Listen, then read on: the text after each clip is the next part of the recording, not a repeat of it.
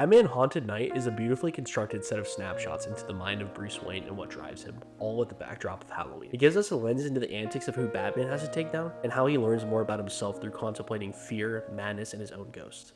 I've been meaning to read this story for a while, and I thought, what better time of the year than now? Let's talk about what makes this story so heartwarming and chilling, as well as what didn't hit as hard as I was expecting. But first, let me talk about the context and how the story came into being. Archie Goodwin was the editor of Legends of the Dark Knight, another Batman title at the time. And it was originally pitched by Jeph Loeb and Tim Sale, but specifically Loeb at first, to be just a Halloween special, but there was some iffiness about whether or not that would fit the format or not. The key to seeing this as a project worth handling from Goodwin was the fact that these stories were written with the intent of being solid Batman stories first, not just convoluted holiday events made to time with the season, and I'd agree that they succeeded in that goal. The first story in this collection is titled Fears. It focuses on Scarecrow running around Gotham and terrorizing people by cutting lights and powering everyone around in order to loot the city and engulf citizens in fear. When Batman effectively introduces Scarecrow to the audience, he acknowledges that both he and Jonathan Crane are utilizing fear, and the irony is not lost on him, but one is using it for exploitation and the other uses it for protection. Something I love about the art in these issues with Scarecrow is the emphasis on the lightning as the source of prevailing light. Not only does it provide for gorgeous visuals and Batman to be in his element, but it highlights the fact that Gotham is not only lacking light physically, but metaphorically. Crane attempts to use a new brand of fear toxin, and it proves not to work on Batman, and Gordon is immediately on the scene at Gotham Electric. So here's where my first complaint comes into play in the story. I can't really stand the way that Scarecrow is written by Jeph Loeb. If you haven't read Loeb's other work, he typically writes very songy villains, and I'm not entirely sure why. I'd love to find a reason. If you know, let me know in the comments. Lots of rhymes and riddles are happening in his dialogue, and it would be fine if I believe that there was any substance behind those rantings. To me, the Scarecrow in the story is supposed to impose fear and embody it for the theme of the story, but it really comes across as childish. So when Batman tells him to shut up and knocks him out, I cheer not because I've been wondering if Scarecrow can be defeated. I actually cheer because his dialogue is grating and I'm ready for it to be over. And this continues to be a problem in the second story with the Mad Hatter, but to a lesser degree, so we'll touch on that later. Something I do like about this story, however, is the emphasis that is put onto Batman's restless nature, how he's unable to sleep for days at a time while he serves the city. Bruce is constantly tired, but Gotham never sleeps, and he's immediately thrown into the fray of a party at his place. I love the line where Bruce talks about keeping a finger on the pulse of the city, so he already knows everything he needs to. It's a great touch of narration that gives more insight into what he thinks of his countless galas and balls he has to attend. This Halloween party also is pure eye candy. I love seeing all the fun Easter eggs of other fictional characters, and at this party, we're introduced to a pivotal character who Bruce actually hasn't met, showing he doesn't know as much as he initially thought. Bruce's attention is captured by this mystery woman, but not as captured as Scarecrow is. He's currently in custody, being hauled out when his toxin proves to work against the GCPD, and he escapes. There's also some classic banter about needing to change costumes as Alfred cuts in to see if Bruce will attend to other business. Scarecrow then takes out half the city's power supply when he hits the next power relay, and the looting continues. Another overarching theme in this story is how Batman sees Gotham as choosing him. Because of that, he doesn't even get to choose to respond. It's his responsibility, an answer to a calling that's otherworldly. He's not the active agent, and more on that later. Another touch that really stood out to me was how Batman talks about the criminals and remembering their names. What a good detail to show how analytical he is, not only about what crimes happen where, but who's involved. When Bruce returns home to Alfred, utterly exhausted once again, he meditates on where Scarecrow might be and requests a jelly donut.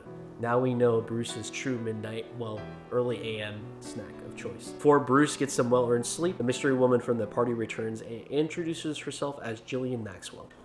As Bruce and Jillian get to know each other, I really like the artistic choice to focus on the rose as the only color present. With the artistic flourish to center on the budding romance and the centrality of Bruce wrestling with his desire for a real relationship, there's also his fear of what that could mean, potentially at the cost of giving up the cape and the cowl. This is a common and classic representation of the struggle that Bruce goes through, and unfortunately, I wish there was more of an in-depth exploration of the idea, considering Mask of the Phantasm came out only a few years prior. However, Tim Sale's art still really does sell this idea, and imagery at work does a lot of the heavy lifting for this concept. As the fear toxin intensity increases and penetrates Bruce's psyche, Batman and Scarecrow running through the physical maze in the park is one of my favorite sections. The immensity of the maze, combined with the size of the walls, adds to the fear of isolation and the inescapability of Batman's fears. Even through this, Bruce once again says that like his father, who used to answer calls to duty in his own practice, that he had to answer this call, no matter where it ended him up with. Afterwards, we see another awesome yet chilling portrait of Batman being married by Scarecrow to Jillian to really drive home this idea of the duality of his decisions that he might have at play. He contemplates whether or not he should take this next step and sees it maybe as another sign or a call that he should make a change in his life. And with that, after the frenzied state, he actually decides not to answer the bat signal. And afterwards, Gordon is taken into captivity by Scarecrow. Alfred has been doing some digging and also found out that Jillian was an idea of a person that Bruce really wanted to be with. She was in fact just a con artist. Something I haven't mentioned yet that I really adore about the writing for Alfred in this collection of stories is he strikes a perfect amount of dry wit and heartwarming protectiveness. This next part is, I think, a perfect example why many of us like Batman, is that he's able to hold these truths at the same time in tension, that he knows what his heart wants, but knows that that is not what is right for the greater good or for the greater people of Gotham. So he decides to leap back into action and not leap at the chance for happiness that he really truly wants for himself, even though he knew that was just simply a manufactured happiness. We really get to see how much Bruce can't stand Scarecrow as he dove into his private desires and got to see these things that not even Bruce wants Alfred to see in reality. So we see that through the administration of the fear toxin and overcoming that Bruce realizes that he always had a choice, and his choice every day is a good choice to protect the citizens of Gotham in honor of his parents. And that means that he may have to sacrifice some of his desires along the way. I think this pivotal recognition is a really great touch for Batman in his earlier years. The second story of Haunted Knight is titled Madness, and I love the Mad Hatter. I've always been really fascinated by tying literature into superheroes, and to me this is the finest example of that. It's genius to have a Batman villain toy with and corrupt the childhood memories that Bruce had as a kid, because we know that he unfortunately had so little of them. Mad Hatter isn't a physical threat like Scarecrow, Bane, or insert Batman villain here, whichever one you could think of. He's an emotional one. This story involves Mad Hatter capturing a number of children for his twisted interpretations of Alice in Wonderland, eventually capturing Barbara Gordon, with Batman and Gordon searching for her. Having this story take place right after Fears was pretty smart, in my opinion, by the storytelling team to show how Gordon responds to family responsibility and the responsibility of protecting Gotham. And we even see a little bit of his bitterness in how he thinks that Batman might have it a little bit better than himself because he has a family life and a little bit more responsibility. What's going to stick with me in this story and what I think about Haunted Knight in general are the quiet moments of reflection and the flashbacks to Bruce's innocence. It has a surreal and timeless quality. You're not going to get an elaborate mystery, a deep philosophical study, or heavy action.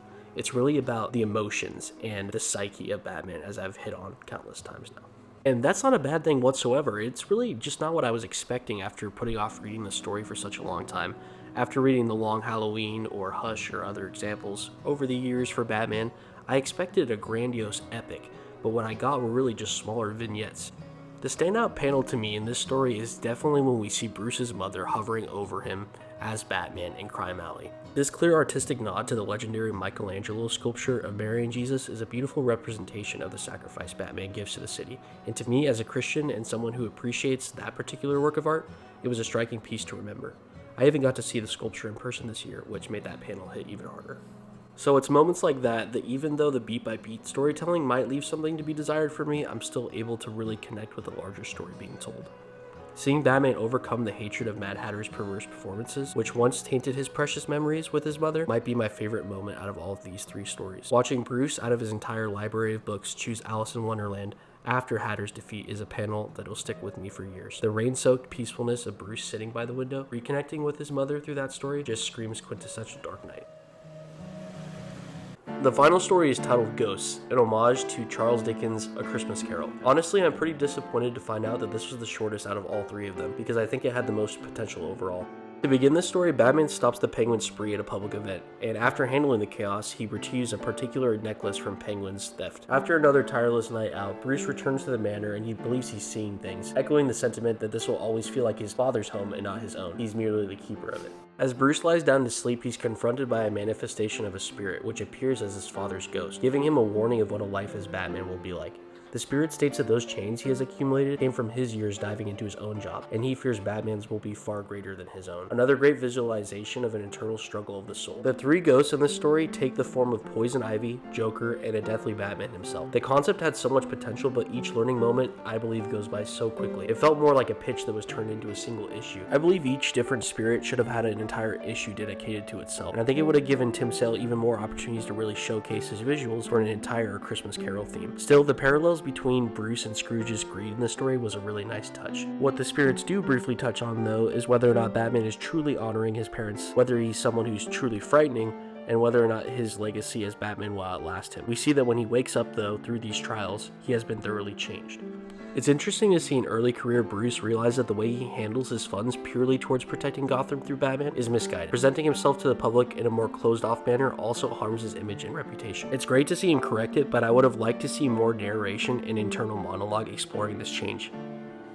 Bruce wakes up with a new lease on life, and he immediately makes amends to set up a meeting with Lucius. Through this meeting, we see the birth of the Wayne Foundation, and we see that the medal he retrieved from the beginning from Penguin was Lucius's, a great payoff highlighting the nature of fatherly gifts. To end the night and his character arc, Bruce wants to ensure that he does not frighten the children on Halloween and makes Wayne Manor more approachable. This is a touching image and a very sweet bookend to a carousel of important lessons that Bruce has learned. So that's Haunted Night, and I'm really glad I read this during the Halloween season, but honestly, just like Archie and Loeb and Sale were going for, this is a solid collection of stories that explore the core themes of the character and his world, so you can really read it at any time of the year. If you love comics like me, hit subscribe to talk more panels.